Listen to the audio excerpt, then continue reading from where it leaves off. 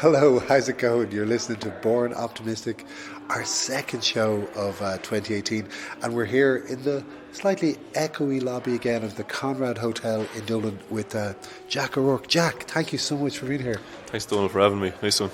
Well, delighted to have you. Your name has been around so much. Going to find out lots about you in the next hour, but the question I always start with, where, Jack O'Rourke, do you sit on the optimism spectrum? The optimism spectrum. I think I'm quite happy as a person, but I'm drawn to sad music. He laughs manically.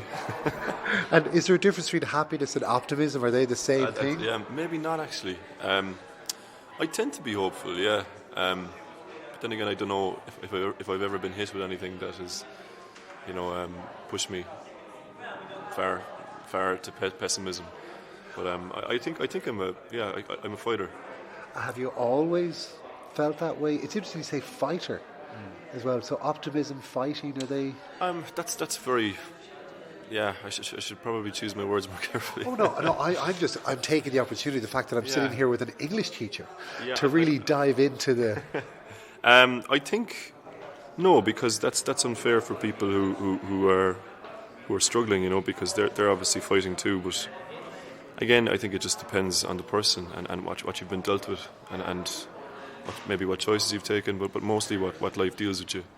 I've obviously experienced loss and tragedy, but I kind of always like to. I try to anyway to live in the moment and try not to be haunted by the past or be worried too much about the future.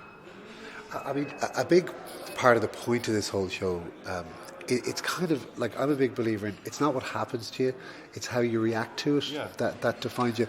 So I guess for me, artists are people who put themselves out there. They literally wear their emotions on their sleeves.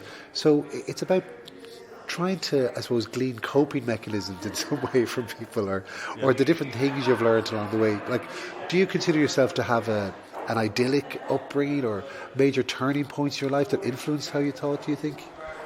I was very lucky, I think. I have great parents and I had great mentors and, I think people who steered me on the right track. But I think my core is that of someone who tries to tries to keep going, and I suppose in the stereotypical way of looking at it, I try to see the glass half full. I think when you're an artist too, it's a first world problem, but when you do put yourself out there, you're open for to be lauded or to be lampooned, and you have to, as long as you're kind of happy with what you're putting out there, and if you feel it's honest and it's true. You kind of say damn the torpedoes, after a while, because I think to be taken up with how are people going to react or to respond to your work, it can be exhausting and it can be quite soul destroying. So, can you remember going back to music first entering your life? I mean, was it something that was around all the time? Was there a particular moment where you stumbled upon it? Yeah, I think I was my dad played guitar to my mom's pregnant stomach, so that probably was the first thing I heard. And both my parents are very musical, and they're quite eclectic in their tastes. I'm probably a bit more far out now than they would go, but I think that's just a generational thing. I don't think my dad's parents listened to Ella Fitzgerald or Rory Gallagher, so. Yeah, there was lots of different music being played. My dad loves folk music in particular and traditional Irish music, and a lot of bluegrass and country and blues and rock. And was he playing guitar a lot when you were a kid? He would have been, yeah. Just kind of folk songs mostly and country songs, but he loves Rory Gallagher, he loves Clapton, he loves opera.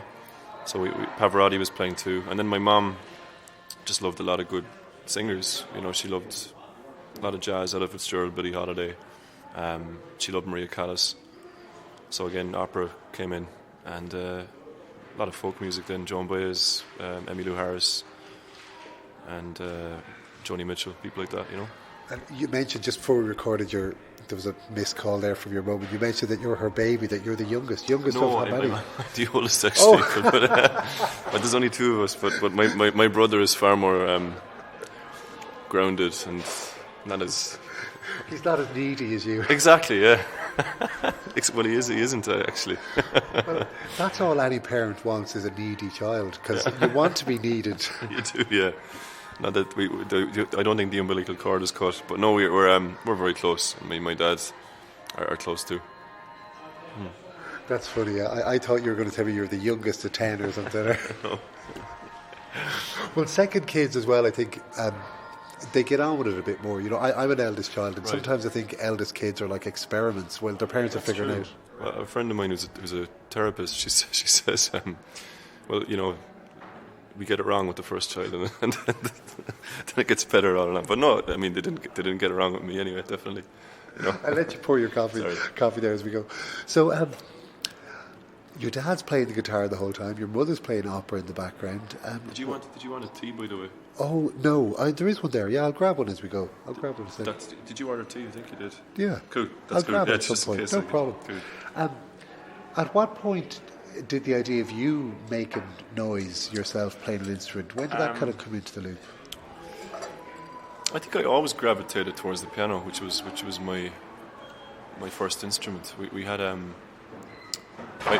my mom's friend Phil was very musical, and I would always, as a young toddler, I was very taken with it and the sounds you could come up with. So she said to my mom, "You need to get him a piano." So they did. When I was about 4. So hang on, Phil just had this notion. Yeah, well, Phil is very musical, you know. But I suppose you could see that I was really, because you know, for a lot of kids, you know, parents in their best endeavours and efforts, they get their children lessons either on piano or guitar, whatever. But it's often a chore to get them to practice. And I wasn't the most disciplined classical musician, you know. I think you needed to be very, very kind of tunnel vision in terms, because the technique and the amount of time you have to give to it, and you can't really deviate from that. Very few people can. And it's the same in singing, you know. So I wasn't that, you know. I just loved. It's still my main instrument. So that's amazing, though. That was a major event. Like age 4, your parents got a piano for you. They did, and as I crunch a biscuit. But I was lucky with all my teachers too. I had wonderful teachers. There was a lady called Mary Bullman who taught me Suzuki method first, which is a Japanese method, which was kind of a new, I suppose, way of teaching, where the sheet music and the theory is kind of second. You listen to your teacher play, and it's all about your ear. So it's almost like playing trad, but playing classical in that way, you know. So you pick up on chords and voicings, and you find your fingers can do intervals, and there's a huge kind of the physical act of playing, and then your oral recognition and memory and instinct is kind of inexplicably intertwined, you know. So. And did you bother with grades or anything? I did, and I had. Then I went to Downit, who was a wonderful trad musician, but also taught classical piano. And she said, you know, after a while, you need to go to the School of Music. And her friend Marion McCarthy taught me piano, I'd say, for maybe 8 years. So she was a huge influence, and she is a wonderful teacher, a wonderful person, great mentor. So from the age of 4 and your parents buying the piano, it was kind of instant. It was, yeah. I loved it, and I really, you know, it's like, you know, some people. I think some people can pick up any instrument and play it. I mean, for me, I've tried to learn guitar, and I hope it's one of my major. It would be a lot easier to play guitar. I could bring one here now today and play for you. But I will learn, and I have learned, and I can play basic guitar. But I think the piano, for me, it's like a third limb. You know, and you develop your own style over time. Particularly if you're playing in the contemporary or popular music or folk music field, you know, you have to. I'll let you get a gulp of coffee, and I'll try and make this a long question. It's like this pivotal moment of your parents listening to Phil. They followed up with it. They got the piano. Yeah. What if they didn't? I think they were copped on, you know, because I suppose I've written about it in my own songs, but most boys my age, a lot of my friends would have been very sporty, and I liked sport and I was good at it. I was a great runner, athlete, but I wasn't football mad or rugby mad, so it just was something, I suppose, that okay, we need Jack to be interested in something. He seems to gravitate towards this, so let's go with it, you know. You, apart from teaching English, you also teach music, is it? I do, yeah. So it's literally your day job and your passion all. Yeah. And was that always going to be the way? Was there any other avenues entertained as you were growing up? Well, I always, I suppose, wanted to be a recording artist, but you know, when you're young, you kind of think that there's a kind of a duality. You think first of all, like, I can do anything when you're that young, but also it's a kind of a pie in the sky. But I've done it now, and it seems to have worked out very well. But teaching is great because I think when you're a songwriter or a composer or a musician or a lyricist, whatever you're doing in the arts, outside of music even, you're very much in your own head, and it's very self-absorbed and it's very navel-gazing. Sometimes it can be. I don't care what anybody says. It's very much about you and your words and your work and response, reaction. It's the kind of typical kind of archetype. But when you're teaching, you're responsible for other people, you know, and I see it as a vocational thing. I mean, it's great that I get paid for it, but it kind of takes you out of your own head, because it keeps me out of trouble having a routine, you know, because there's so many temptations as an artist. Well, it's like a release as well. Yeah, absolutely, and that both worlds are great because they kind of balance each other out very well. So you don't see the teaching part of your life as a burden or something that gets in the way? No, and I've narrowed it down. I'm job sharing at the moment, and my school has been very, I suppose, supportive of you know, the fact that I'm also a musician. When did you start making up your own music? When did that start coming? I don't think I was writing lyrics until I was maybe about 14, 15. I don't know, was there a pivotal moment? A lot of kids my age when I was 14 would have been listening to Nirvana and Metallica and really big on guitar, and I suppose I didn't really take that leap. I was still very much fixed on the piano. My dad, I suppose, and my mom would have been very influential. They bought me a Tom Waits album. So I think it was Closing Time, his first one, and I just really liked that mood, and that kind of brought me into jazz and I suppose Americana, that kind of idea of the troubadour and the kind of travelling songwriter and being, I suppose, writing about emotions and relationships, but also writing social commentary. And then I went from him into Randy Newman to Neil Young to Joni Mitchell. It was kind of a spider diagram of difference. And I really think from an early age I really liked craft. I got into heavy rock later, and punk and all that kind of stuff, and grunge. But I like well constructed songs. I think, you know, that have structure.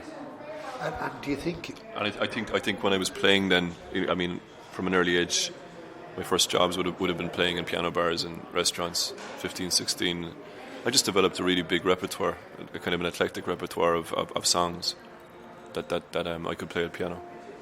And at what point did you start going, this could be my own songs? I'm thinking, this could be me.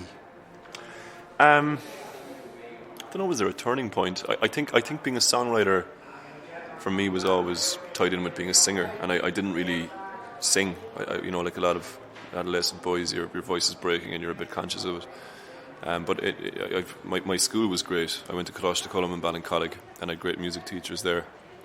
I had Catherine Frost and Sean Lehan and Carmel Falvey, and they do a musical every year in their school, and it probably was the making of me, you know. And I don't listen to a lot of musicals now, but it was the first time I suppose I had to get up on stage and play a lead role, and it was complex music. It was the musical Chess, which was written by the lads from ABBA, who I would have always disregarded as just a 80s or 70s disco band, but their craft is incredible. Their songwriting craft, and their, you know, it's like opera with a disco beat. It's so melodic and, deceptively simple, but so catchy and so hooky. But the music was like an opera, and I just really delved into it and got to love the music. And I suppose with that confidence, then you get asked, then, do you want to join a rock band? And I was singing Metallica by the end of the year, from ABBA to Metallica. But yeah, and then you make that conscious kind of next thing where you're sitting down at your piano and because what I initially would have written would have been instrumentals, almost kind of classical, film scorey kind of stuff. Obviously completely ripping off people like John Williams and Michael Nyman, and but I think I married then that with my own voice and started writing lyrics around 16. You were smiling at the memory of the musicals. Yeah. Was that a highlight of your time in school? Yeah, it would have been. And I even see it now as a teacher. We did Mamma Mia with our transition years this year, and it's wonderful because, especially for boys, because I teach in the north side of the city, and a lot of them are really musical, but they just don't think they can sing. It's almost bred into them culturally. I think not just where I'm teaching, but across the board in Ireland. I always say every Welsh rugby team is in a choir. It's just part of their culture. So it's a great exercise for them to kind of get in touch with their creative side. Initially, I suppose there is that kind of thing. Oh, I can't go there. That's feminine, but it's not, obviously. But I mean, they all enjoy it and they all get something out of it, and it kind of brings a year together. It brought our year together in a lot of ways. People that never would have really mixed or found a common ground. You're working towards something. It's like being part of a team. And how are your school days in general?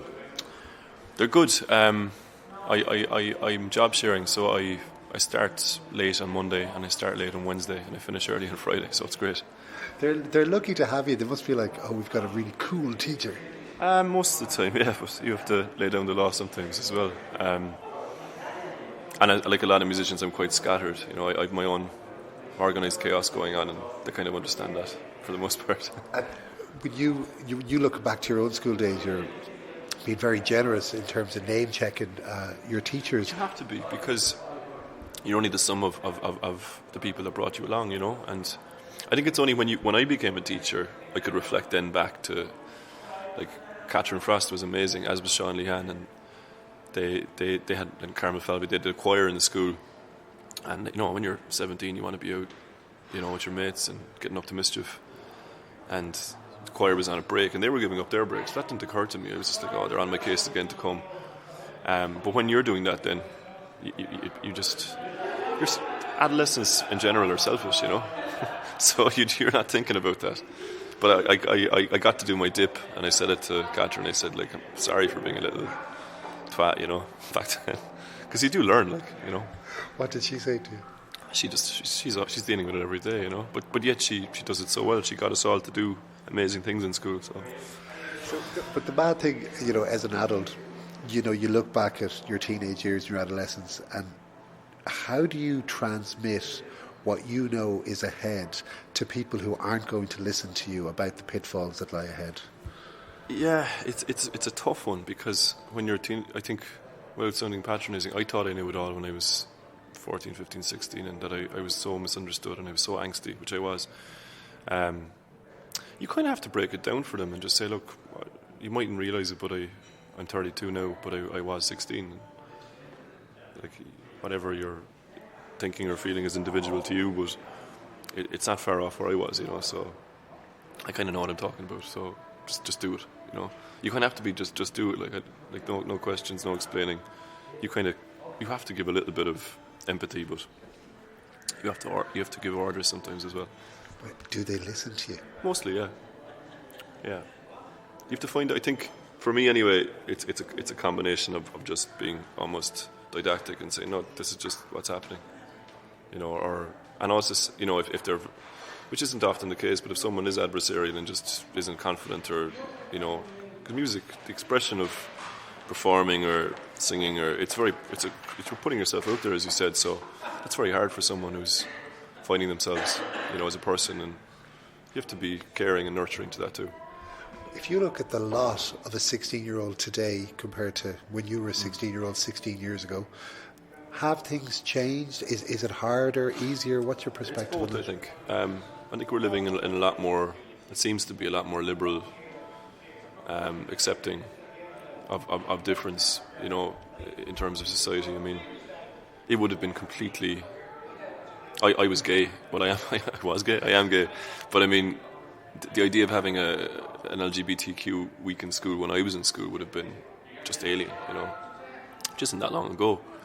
But we've had 3 in the last 3 years in my school, which is amazing, considering the school's history, and it's very Catholic ethos, and it's wonderful. And I have to give my management credit for that, but it just isn't. Things like that aren't a big deal to kids anymore, which is great. And that's the good thing, I think, because I think growing up before, there was this almost fear of the other, whatever it might have been, and it's obviously still there, but things are just more accepted now.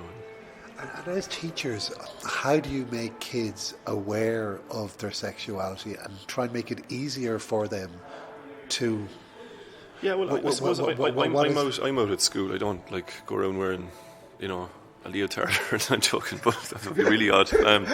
But the pride flag. But it's just yeah, he's gay, and whatever. And it's not something that. But I suppose kids have come to me and said, yeah, questioning my sexuality, or it's great to have someone, I suppose, in the school. And I'm not the only gay teacher in the school. But it's important, I think, and not just in terms of sexuality, ethnicity, things like mental health, depression. There's someone to go to, and it mightn't even be me. Someone could just trust a teacher, in any school that mightn't even be gay, and just trust them enough to tell them something personal or confide in them. But I guess what I'm wondering about is easing the angst related to coming out. Because reading some interviews with you, it seems to be quite an angsty process for you. It was for me, and it isn't for everyone. I don't know why that was. Well, I probably do. I was bullied when I was in second year in school. Every musician was called gay, and it had negative connotations. And I suppose most other lads who play guitar were like, whatever, because they weren't. They mightn't have been gay. But I suppose because I was, there was 2 choices. One was what of it, and the other was to fight and prove to them that I wasn't, which unfortunately I made the second choice, which is odd. I suppose I just didn't have the tools back then, and I was living in a society where it wasn't spoken about, and my parents were unbelievably accepting for their time, and they still are, and it was never a big deal. But I suppose it's like anything. If you're, I don't like the word admitting, because that means there's something wrong with it, but accepting it, one has to accept oneself. I think the hardest part of coming out is accepting it yourself. It's like anything. If you accept anything about yourself, good or bad, you say, what does it matter what anybody else thinks? But I guess for people who just are the default setting, it's not even something you have to think about. It's like the idea of being black or white in a society that's dominated by one or the other. When you are the default setting, it's not something you think about, and that comes up a lot with friends of mine, who might be older. They say, why do we need to have a gay pride? And most of my mates are straight. I mean, I never choose someone based on their sexuality, But I understand, particularly for older generations of gay or lesbian or bisexual or queer people, that they need that community, and because they grew up in a time, and I can slightly understand it, because when I was beginning to question myself at 13, 14, there was no outlet, as far as I could see, where I could talk to someone about it. There was loads of people like me, but it was this undercurrent and underground of, it wasn't the norm, or it was kind of looked down upon, something to be kind of worried about, and that filters through.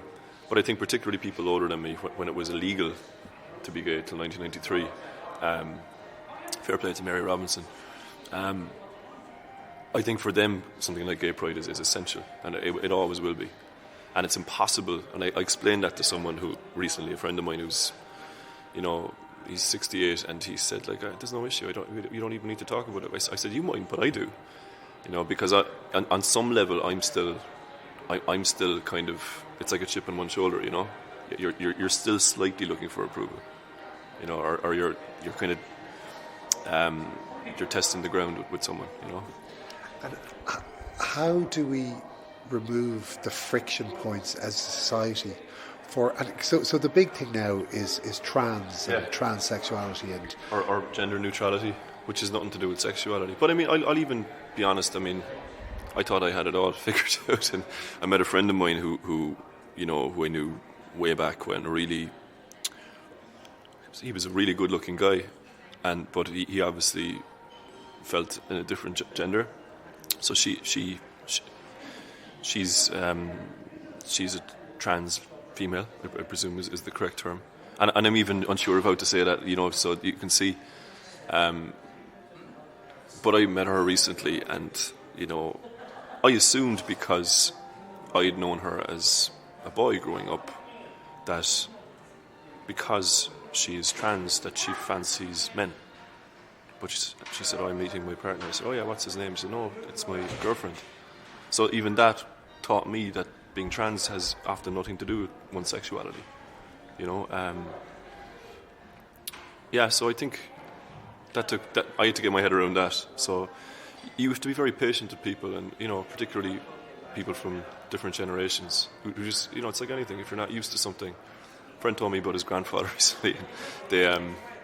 His cousin had brought was studying medicine, and she brought a black guy home who was also studying medicine, and the grandfather never met a black person before, you know, and was kind of quiet for the whole meal. Wasn't a bit intimidated or anything, but was just more fascinated. And the grandfather said to the guy after dinner, he just looked at him and he said, "You're great runners, aren't you?" And a lot of people would take offence to that, but he thought it was hilarious, you know, the black guy did, because he's just it's an innocence, it's a fascination. You have to laugh at it. Like, we've become so PC. Do you know what I mean? So, you know. But it's just as well. But it takes time. You know, it does take time, and it takes generations, and there's things to be broken down, and you know, it's a real Irish thing as well. You know, laughing at, you know, my dad does it, like, and I'm not in the least bit offended. Do you know what I mean? So, like, my eldest is 9, right. and there's a lot of talk, like a lot of chatter amongst parents now of trans kids. Yeah. You know, and it seems to be around 12 or 13, and I don't think, as parents of my generation, we haven't yet figured out how to deal with that, and even whether. The big thing now is whether to believe somebody or not, whether they know their own mind at Absolutely. 12 or 13. Yeah. I don't know the answer to that. You know, because it's a fluid thing as well. I mean, I think every single person, regardless of their sexuality, has both masculine and feminine energies and qualities, and I think anyone who says that they don't is suppressing something, you know. No, but it's the whole thing, you know, do boys choose blue and girls choose pink, or is it forced upon them? I mean, I'm not trans, you know, I identify as a male, but I know I have feminine qualities, energies, but I mean, the only thing I can kind of qualify is I remember, and I wrote a song about it, I asked Santa once for a kitchen, and I'm sure my dad kind of was going, oh, you know, he probably did kind of do a double take, but I did get one, you know. Santa did bring me a kitchen, but so in some ways they allowed Santa to do that. That must have been incredibly they were ahead of their time, because I think a lot of parents, out of fear, you know, and it's only ever to do with they don't want their kids to be perceived as being different or to be ridiculed, and they try to protect them from what they gravitate towards naturally.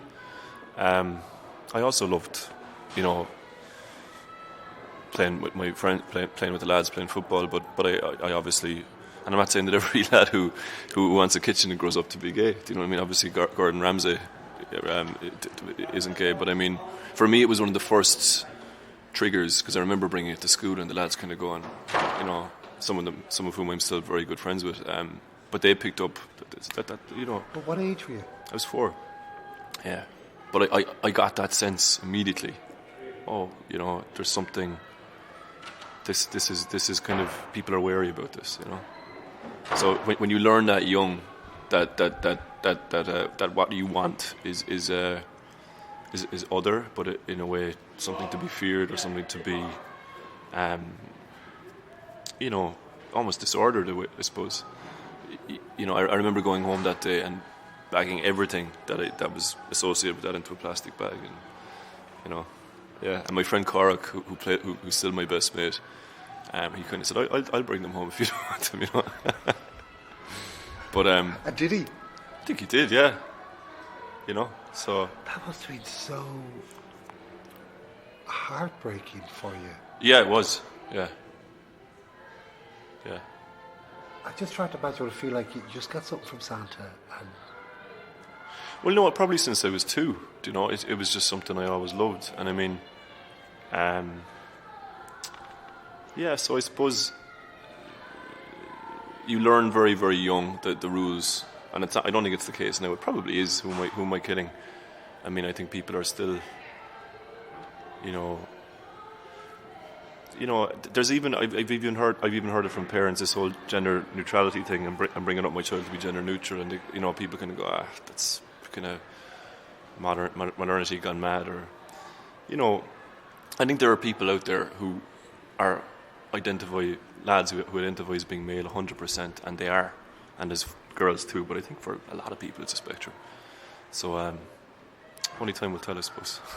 yeah, no, for sure. The first line of that song, I heard it so many times without having a clue what you were singing about. Yeah. I just liked the song. Yeah. And then I saw an interview with you, and then I listened to it again, and I was like, how could I not have picked up on what he was singing about? Yeah. Well, I think a lot of pop music lyrically is very explicit, and that's not. Well, it is.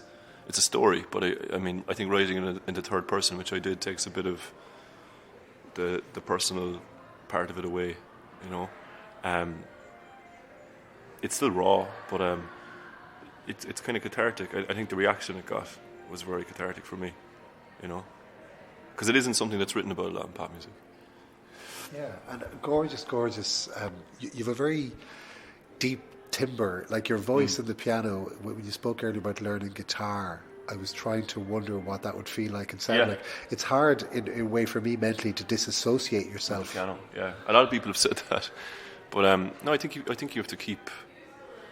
A lot of the people I love, it's hard to pinpoint them. I think it's hard to know who Tom Waits is. You get little glimpses of him, but he's kept changing. Musically, and even how he projects himself as a character. Same with Bowie, same with Prince, same with Kate Bush. No one really knows who they are. They've kept their private lives private. Whereas with someone like Joni Mitchell, where you listen to an album like Blue. Yeah, I read before that she played it for Bob Dylan and Chris Christopherson, and Chris said, "Joni, you have to leave something for yourself, because everything is in the first person, and it's so honest. It's almost like it's so raw. It's hard to listen to it sometimes." But it's almost like you burst onto the scene and you're like strapped to this rocket of sexual politics, and you're boom. Yeah, sure. How bad? And you see. It kind of took on a life of its own, but it has everything that a hit shouldn't have. It's slow, it's long, it's got way too many chords. It changes, musically a lot, but it resonated, I suppose, because I think it's an honest song. So I know you said earlier that sometimes writing music can be very navel gazing, but do you have any sense of how you'd like people to feel after interacting with your music? Yeah, I hope. Well, I mean, a lot of my music is dark, I suppose. But I mean, I've never seen it as depressing. But a lot of the people that I love, like Leonard Cohen, find a lot of people say Cohen is great, but he's hard to listen to, And I've never found that. I think there's humour in it, and I think hopefully there's as much as there's pathos there has to be humour. There has to be a counterbalance, But I think with Silence, I got a lot of letters from people about that song, from people who have yet to come out or mightn't come out.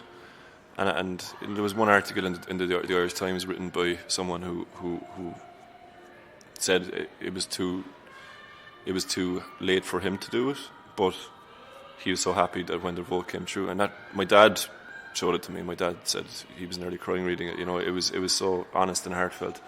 But he got on.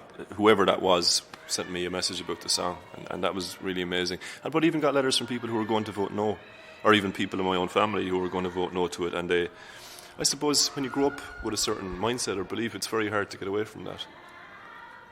I think the Yes campaign did a really good job at, we had to eat a lot of humble pie and go from door to door and ask people to vote for us because...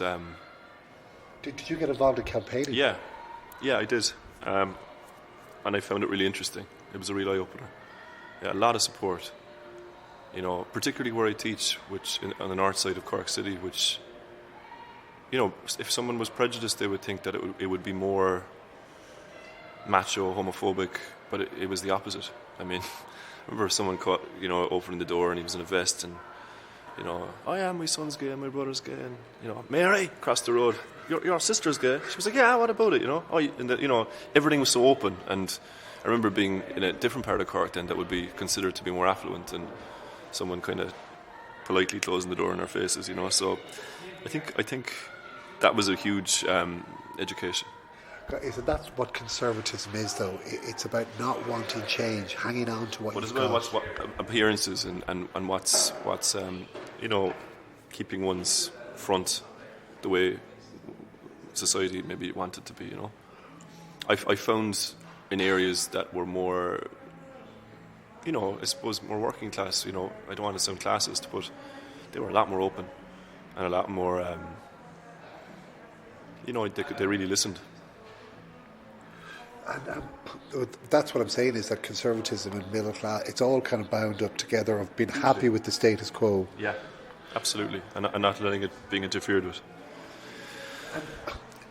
Did you get involved in campaigning through writing the song, or were you involved in campaigning anyway? I would have been anyway, I think. It was something organic. It wasn't. It's not an anthem, And there was some great songs written during the campaign, but that were more, because the stereotypical view, if you think about a coming out song, or a celebratory song, mine had minor chords and it was slow, and it didn't have a Eurovision disco beat or Diana Ross, singing "I'm coming out" or or "It's Raining Men." It's Raining Men, yeah. Why not? Maybe there'll be a remix of Silence down the line with techno beats, It could be there. It could be there. Yeah. But I was recording actually with a guy called Cormac. He's a DJ in Dublin yesterday. It'll be a techno tune, so he might do a remix on Silence. Cormac, if you're listening. Oh, that's Cormac with a K? Yeah. Oh, brilliant. Yeah. He's great. He is great. Cool. He's really great, yeah. And do you have a plan, your dream of where things would like to go? I don't, because I think a lot of it has happened already. I always wanted to release an album, and I did it, and it kind of took on a life of its own. And the next thing, it was number 5 in the album charts in Ireland, and got to play the whole album with an orchestra and headline festivals. It's just kind of become this mad thing that I'm almost still skeptical about. So it's great, but I mean, there is that pressure now to write the next album, and I've started writing new songs. First album is always, it's your baby and it's very precious, but the songs were written over a 10-year period, so obviously my musical tastes were changing, so it was very difficult for my producer Christian to make all of that cohesive, because I had punk songs, I had pop songs, I had piano ballads, and to marry them all together. So I think the second album will be difficult but easier in a way, because it's an idea of where I'm at now. So you're writing songs now that are pretty much going to be on the album. Is that a different relationship with your own head then? It is. It's hard to separate I was chatting to Jess about this today. We were doing a photo shoot in Whelan's, and we're in different musical worlds, even though we're mates. She's an R&B singer, and I'm somewhere between folk and rock and blues. I don't know where I am, but it's great talking to other musicians about the same, wonderful things, but also the struggles, the self-promotion of it and getting completely obsessed with that and stepping away from that and going into the artistry. It's very important to do that. To let all the social media stuff just go away for a while, because you can get really tied up with it. And do you think you've got the next album written? Is it getting there? Yeah, I've a single probably. I have a song. I don't like using the word single because it's associated with commerciality, and it's great to get radio play and good reviews. But I have a song coming out that's kind of been birthed and recorded, called Myth, in probably February or March. And I played a new song actually on Christmas Day. There was a show with Philip King on. There was kind of a Christmas edition of the South Wind Blows, and I played a new song about Amy Winehouse on that. So yeah, I've about 6 or 7 songs, so I need probably three more. So we'll get there. Hopefully they won't be the runs. No, they might be, but sure, that's okay too. Or the Orphans. Tom Waits had an album out there recently called Orphans, about everything that didn't make the cut. The runs of the litter. And you see an album as a concept. I do. And maybe I'm old school that way, but I do, and I think because of streaming and stuff, obviously like everybody else, I'll hear a pop song or something on the radio and I'll just want to hear it. It's like a hit, something catchy, but I like albums that are slow burners that, have an arc and start somewhere and finish somewhere. I'm still into that. Maybe it's a romantic idea, but I think it's coming back. I mean, even the fact that vinyl is coming back in a huge way. I think the whole idea of an album and listening to an album and not kind of going to track 3 or 7 and that's it. Do you ever think about where people listen to your music and when they listen to it? Do you have any vision of that at all? I don't. I know people do, and that's really humbling. But I'm removed from that. Like, people have told me what certain songs mean to them or what they think they're about, and they own that, and it exists for them in that plane that I'm not part of.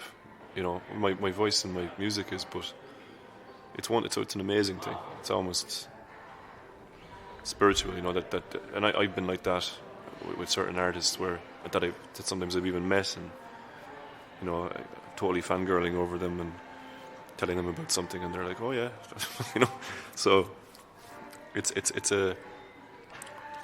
just a mystery, yeah. Because listening to your music, could it be, do you think, a solitary thing for people? I think so. I think when I'm on my own with the piano, I did a lot of arts festivals during the summer, and something very intimate about that.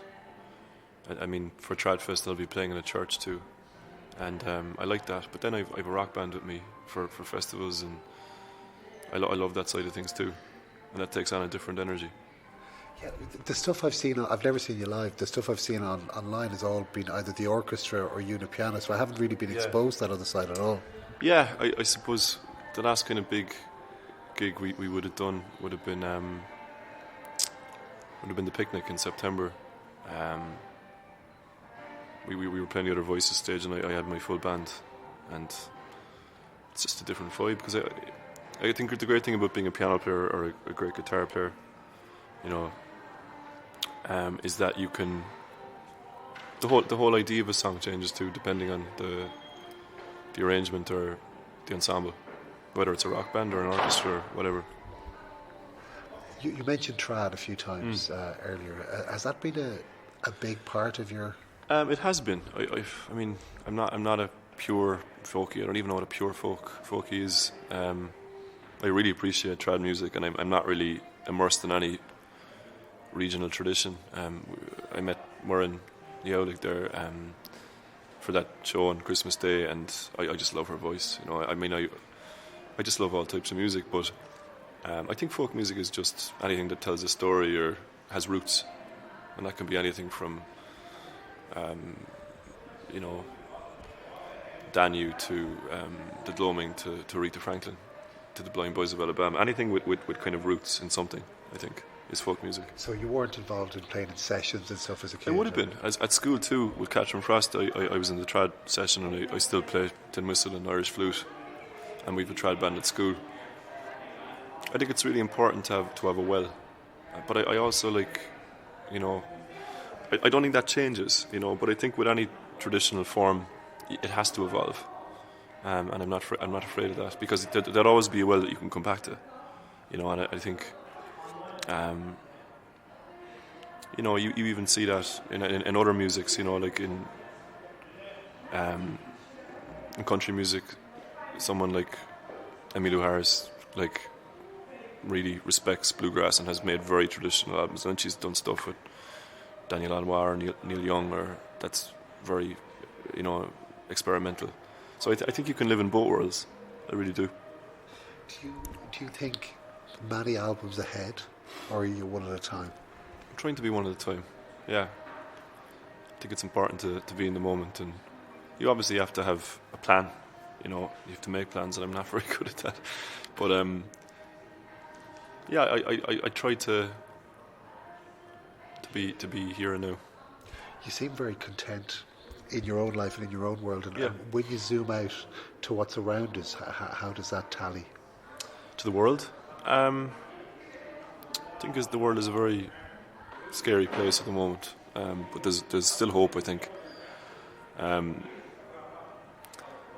just think, you know, when you see what's happening in the Middle East, and it's a minefield, or even it seems recently we've regressed, you know, and the whole idea of empathy has kind of gone out the window.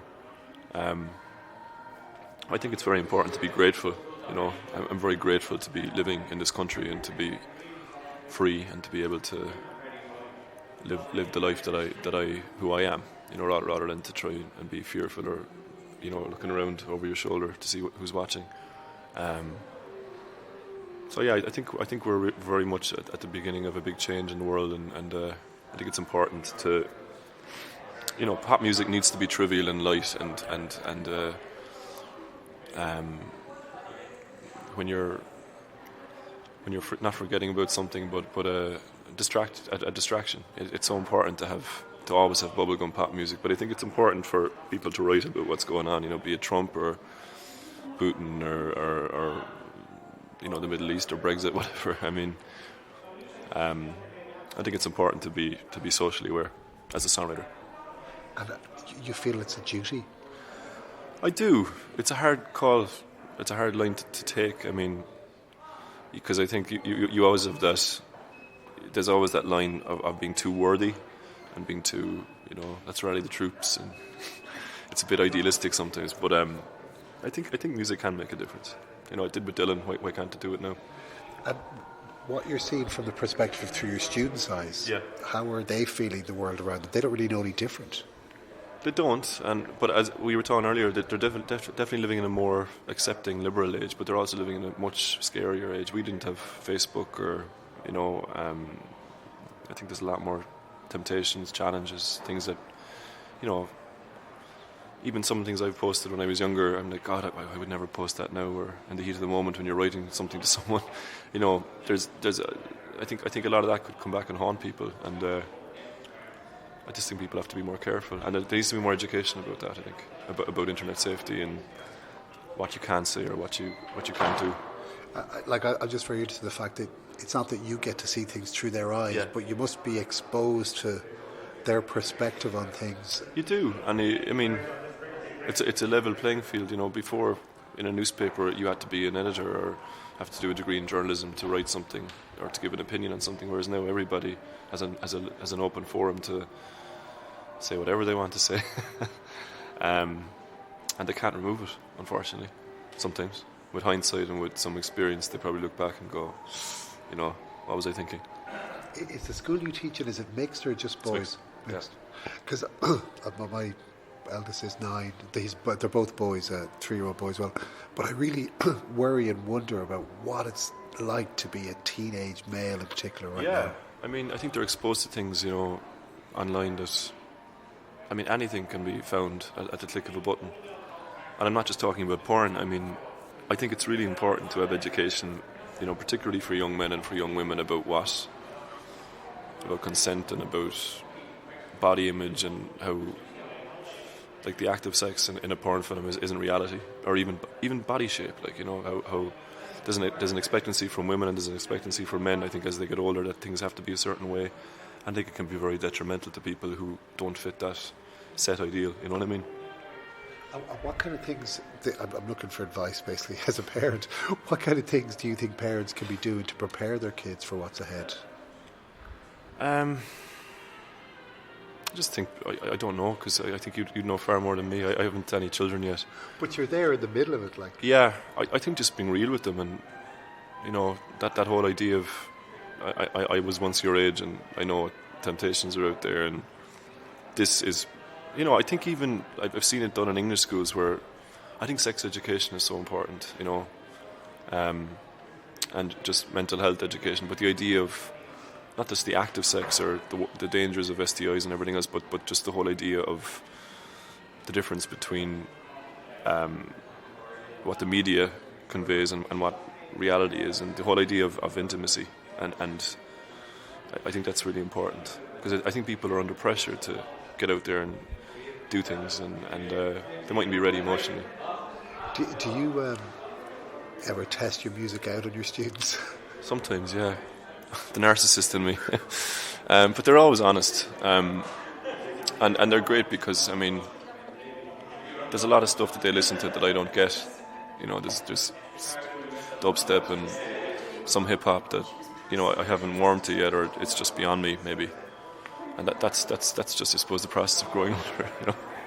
Well, I'm obviously fascinated by your combination of teacher and artist, and I'm just, like, they wouldn't be your core demographic, let's say, but... Yeah. It's a tough, sometimes it's a tough marriage, you know, because with being a teacher, there's a level of responsibility in terms of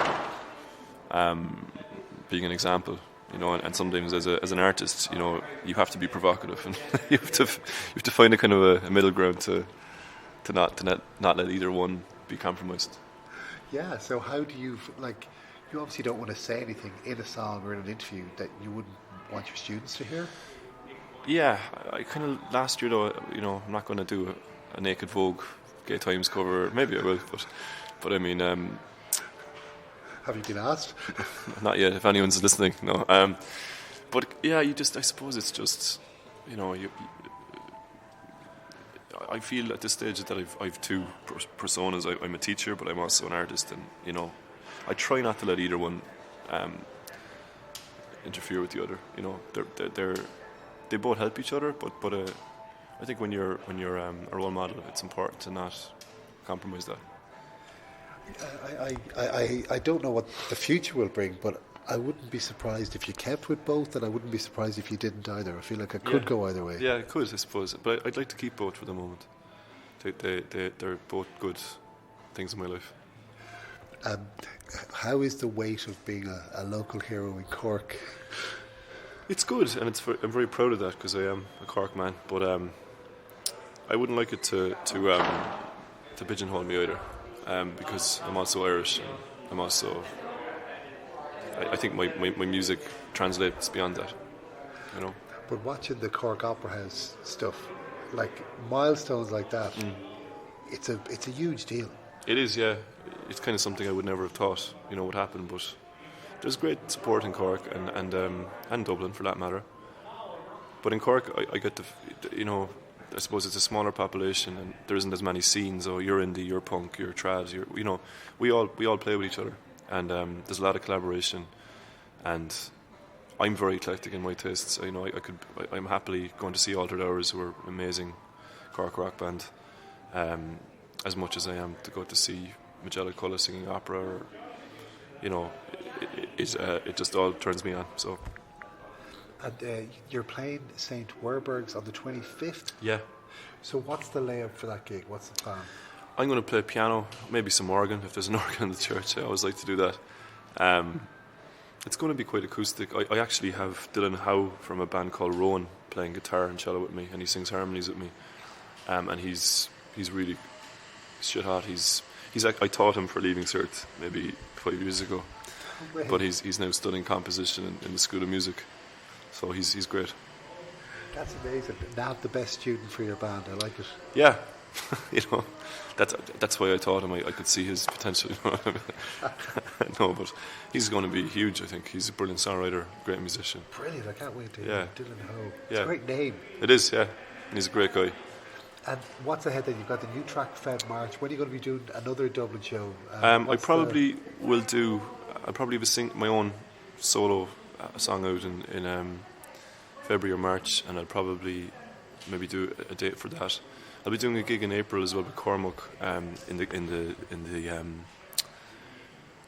Vicar Street. Vicar Street. Cool. He's doing an album with a kind of a project with an orchestra, so he has me singing and I think a few other singers with him. Brilliant. Yeah, so it'll be. I like working with people in the electro kind of world as well. I think it keeps you just outside. That whole idea. I love acoustic music, but I love electronic music too. Cormac's brilliant. Like Cormac He is, but he's a musician, and I mean I don't mean to sound derogatory, but I think as a DJ and as a composer of electronic music, he has a band with him, and I really respect that. It's like in hip hop. I love watching the Roots because they all play instruments. And I suppose the person who loves melody in me likes that as much as I love the lyrics and the rhythm. You mentioned when you were really young, you were copying the likes of Nyman and John Williams and people like this. Would film scoring be something you'd be into? Very much, yeah, I would. I think a lot of my songs lend themselves to that anyway. They are definitely influenced by classical music. So, yeah, I would very much. Yeah, and melody comes easier to me than lyrics. I always genuinely I always start a song with just the chords or the melody. And then what painstakingly trying to find the words Yeah. that fit.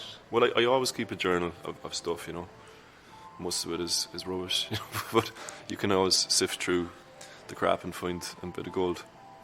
Because your songs feel like they just come out.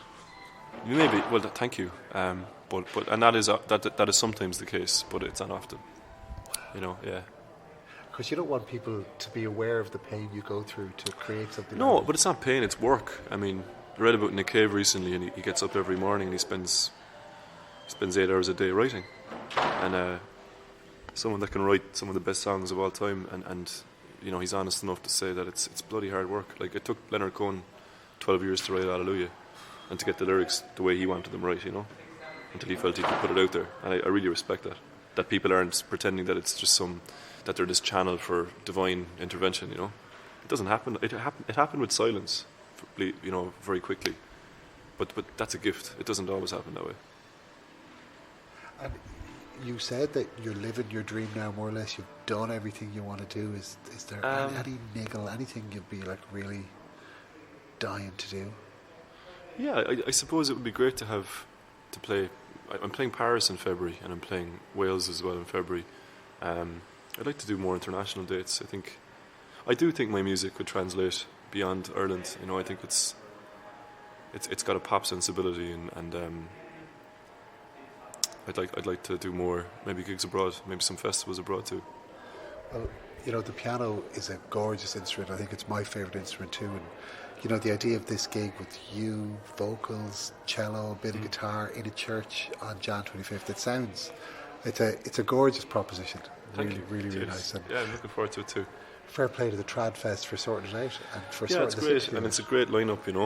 Just in terms of the people playing and Alvaretti too, and it's cool. So. Yeah. Well, and in a weird piece of time travel, even though this is the second show of 2008, the first show of 2008 is sitting over there. No way. It's kind of Back to the Future-esque. in Whoa, some weird yeah, way. that's great. There's a great lineup this year too. People like Martha Wainwright, who I would really look up to. And is Wallace Bird playing as well? I think Wallace is playing, yeah. Yeah, she's great. We did a gig together for the picnic this year in a kind of electronic group called Freezer Room. And she was amazing because her girlfriend was singing with us, but Wallace was just doing backing vocals for everyone. And I thought, here's a big star, and is just literally serving each song just with her beautiful voice, and that was amazing. She's one of a kind. She is, yeah. And as a performer, she's just so open and honest and down to earth. She's great. She's really brilliant. Well, and has folk roots too, So, and I think no matter what she's doing, even if she's singing funk or like really heavy rock, you hear that, there's roots there, like. Can't wait to see what Wallace does next. Yeah, as me well. too. Well, even if she knows yet, we don't know. Well, Jack, thank you so much for your thanks very time. much. I really appreciate Nice it. one. And Thanks, look forward to Jan 25th. Thank you. Thank you. Thanks for having me.